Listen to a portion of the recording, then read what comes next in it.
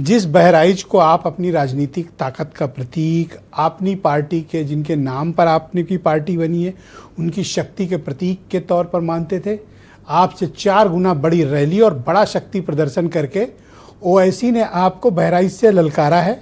और जब से ललकारा है आप लोगों की आवाज नहीं निकल रही है। देखिए वो क्या ललकारेंगे, वो जिनके लिए ललकार रहे हैं वो खुद परेशान हो रहे हैं। अब बताइए, ललकार ओवैसी रहे हैं, अब परेशान अखिलेश और राहुल गांधी हो रहे हैं। अब वो लोकतंत्र में अपना राजनीतिक दल बनाए हैं, भारत निर्वाचन आयोग के यहाँ से सिंबल लिए हैं। अब भारतीय जनता पार्टी और सुहेलदेव भारतीय समाज पार्टी क्यों चाहेगी कि ओवैसी चुनाव न लड़े? ये तो ये चाह रहे हैं, कांग्रेस और सपा वाले चाह रहे हैं कि ये ओवैसी चुनाव न लड़े। तो लोकतंत्र में सबको अधिकार है चुनाव लड़ने का। वो लड़ने के लिए अगर आ रहे हैं तो न हम रोक सकते हैं न आप रोक सकते हैं। अगर उनको रोकना होगा तो निर्वाचन आयोग रोकेगा, क्योंकि उनके तो सिंबल रजिस्टर्ड है, वो अपना चुनाव लड़ने के लिए आ रहे हैं। हाँ, ये बात सही है कि कांग्रेस और समाजवादी पार्टी इसलिए ओवैसी को पसंद नहीं करते हैं क्योंकि कांग्रेस और समाजवादी पार्टी ये चाहती है कि मुसलमानों का लीडर कांग्रेस के राहुल गांधी बने रहे और समाजवादी पार्टी चाहती है कि मुसलमानों के लीडर अखिलेश ही बने रहे। इन दोनों की लड़ाई में जो मुसलमानों का लीडर बनना चाहता है, इन दोनों की लड़ाई में ये दोनों लीडर बनने के लिए ओवैसी को लीडर बनना नहीं देखना चाहते। अगर वो समाज की बेहतरी की बात कर रहे हैं, उनके शिक्षा की बात कर रहे हैं, उनके तरक्की की बात कर रहे हैं, तो ये कांग्रेस और समाजवादी पार्टी को तरक्की पसंद ही नहीं है।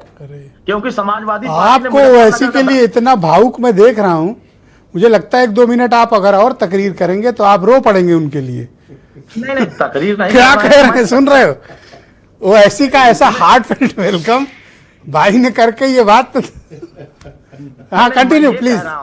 अभी आपने देखा जब समाजवादी की सरकार थी तो बड़े पैमाने पर मुजफ्फरनगर का दंगा हुआ तो उसमें हिंदू भी मारा गया और मुसलमान भी मारा गया।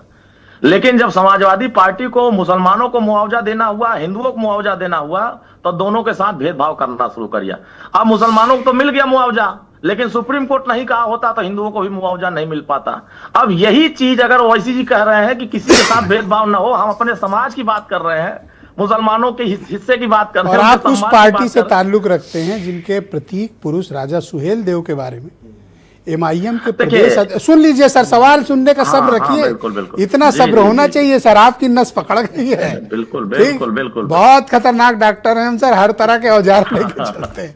तो आपका वर्टिकल ऑपरेशन होगा। शौकत अली का बयान सुना है या मैं सुनवाऊं आपको? देखिए, उनका बयान मैंने सुना है और जिस उसके बाद भी आप ओवैसी के लिए पीछे जा रहे हैं। नहीं, मैं देखिए, हम सैद्धांतिक बातें कर रहे हैं। जिनके प्रदेश अध्यक्ष ने जो बयान दिया है वो पूरी तरीके से पागलों जैसा बयान दिया। जिनको ना इतिहास पता है, ना संस्कृति पता है, ना सनातन की परंपरा पता है, सिर्फ और सिर्फ जहर उगलना पता तो ये तो अभी तो आप प्रशंसा के गीत गा रहे थे, आप कह रहे हैं जहर है ये। मैं दल की बात कर रहा था, दल के हिस्से की बात कर रहा था, तब ये नहीं। शौकत अली ओवैसी जी से कोई अलग शख्सियत नहीं है, एक दल है, एक प्रदेश अध्यक्ष है, एक राष्ट्रीय अध्यक्ष है। भैया मैं आदिल से अभी कंफर्म भी करा दूंगा। उस व्यक्ति को विचार मैं आपके चैनल बता रहा हूं, जिस मजार की बात वो कर रहा है उस मजार को उखाड़ करके फेंकने का काम उत्तर प्रदेश की सरकार कर रही है।